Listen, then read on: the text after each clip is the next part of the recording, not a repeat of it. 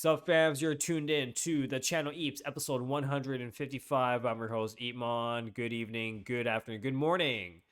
So, I think today I'll just go on a riff and speak my mind on whatever comes up in the stream of consciousness.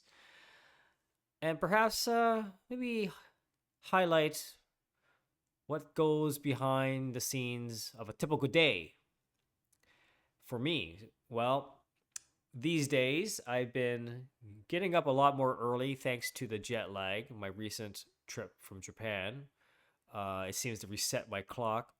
But I get up and I make myself a very simple breakfast. Consists of oatmeal, mixed nuts, and mixed berries.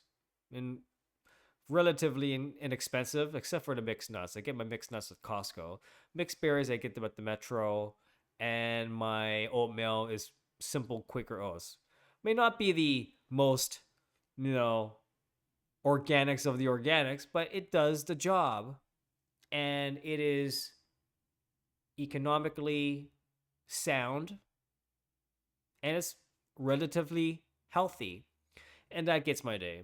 And then I start my day ritual, of course, making my coffee. I'll probably make a coffee pot, 600 mils, and that will last me three and a half servings. So fantastic. But for most people would think that, oh, EEPMON, you have so many projects and you're so busy. Truth be told, I enjoy very much a work-life balance. One needs to have a work-life balance. And as the saying goes, don't eat more than you can chew, right? Is that right? Or bite or whatever? I don't know what the saying is. But essentially, I have noticed a lot of people who are greedy.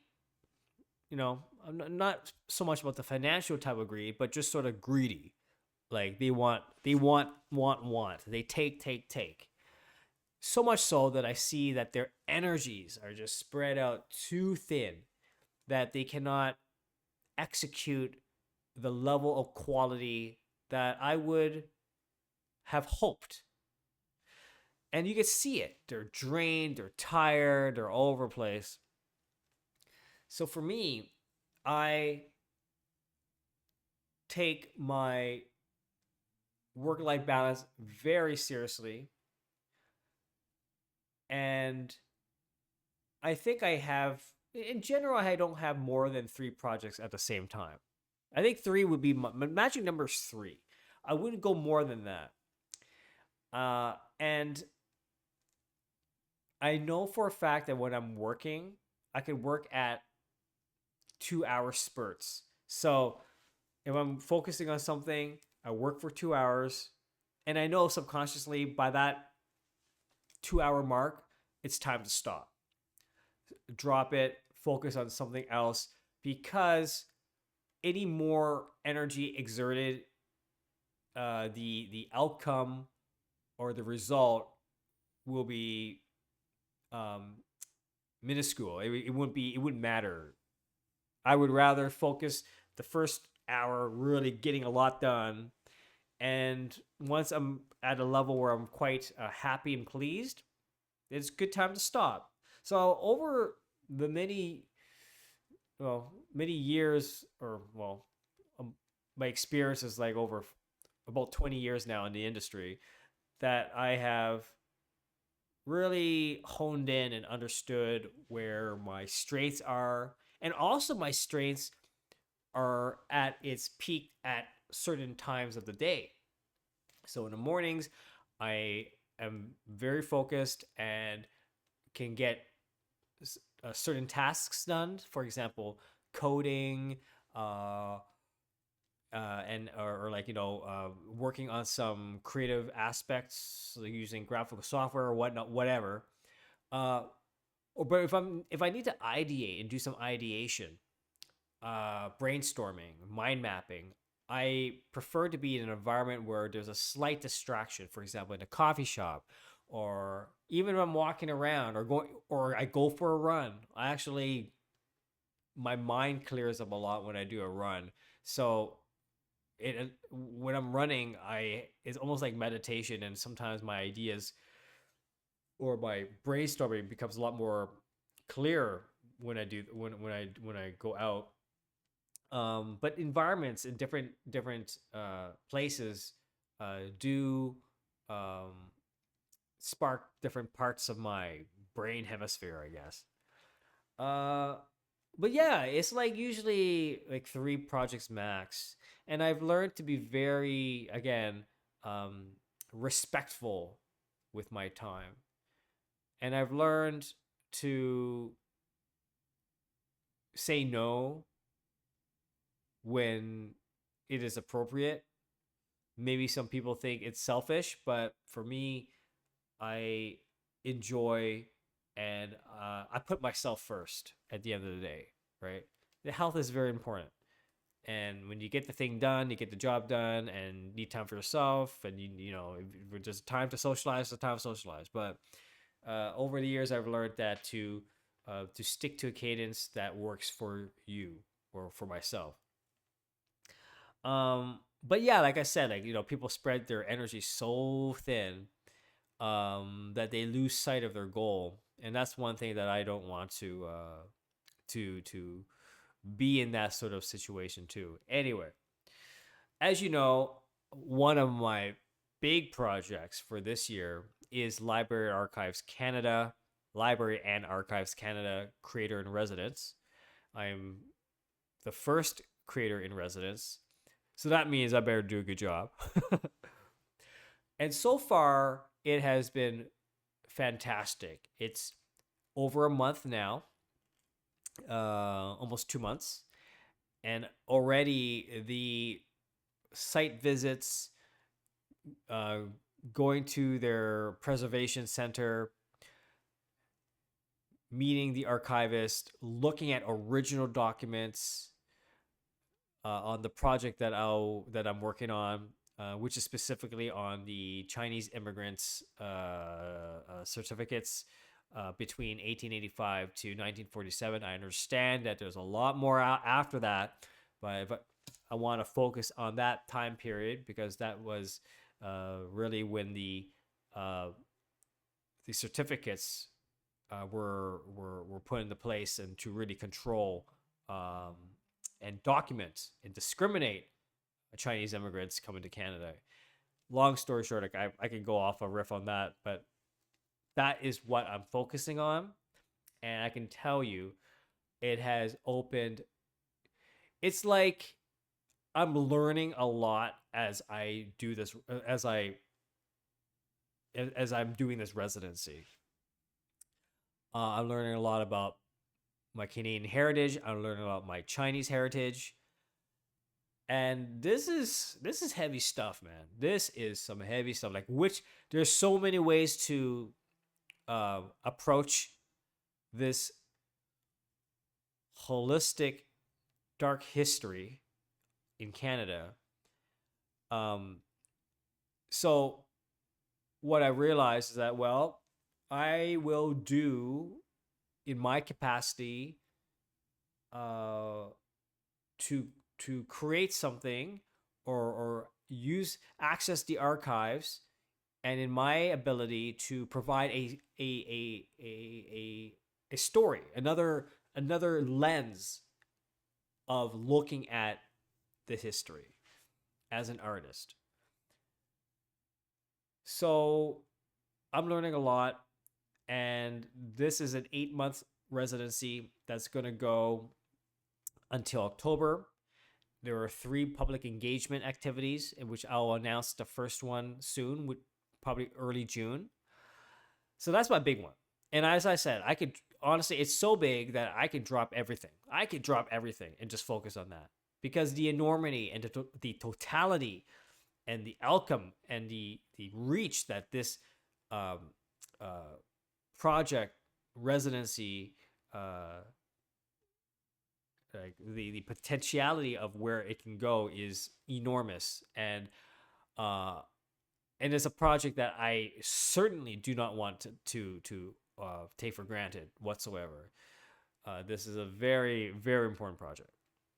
So I've been working on that, and I'm really excited to say that I've got access to their pretty much their uh, entire database. But I wouldn't say that it is 100% complete. It's a work in progress. But I got hold of their data, and I'm developing a software application program which reads in the data, and already I'm able to generate outputs, visual outputs based on the data. Like, I have it all figured out. I got the pipeline. Read in the CSV file, code the parameters. Uh, and by the way, there are so many parameters. There's so many columns in the spreadsheet. Like, I'm I'm not joking when I say that the Chinese are one of the most documented peoples in Canada, the history of Canada. It's ridiculous. So much so that in my programming, I have a class structure, and I have all these variables. I've never written so many variables within a class structure in my life. This is huge. Um, it's so ridiculous. So even the very act of programming the parameters one by one, and then just mapping with the data sets provided is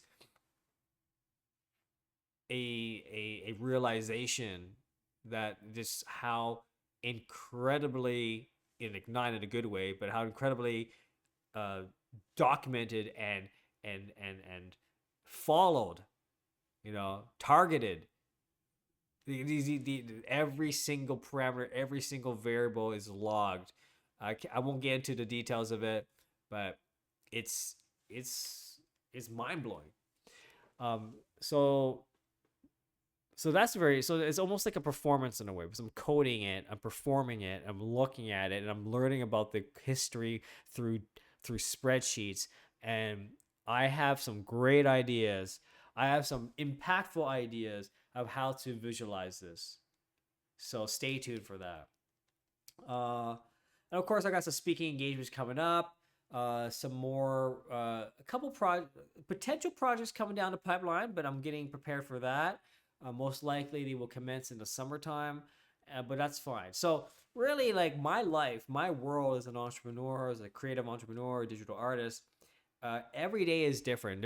It's never set in stone. I do not have, like, I do have a relatively, like, idea of how do I engage the work, uh, but the work 1 month or the next month or 1 year is differs from my work from the next year. Or it changes. It's dynamic. It fluctuates, and I guess over the years I got so used to it in my work.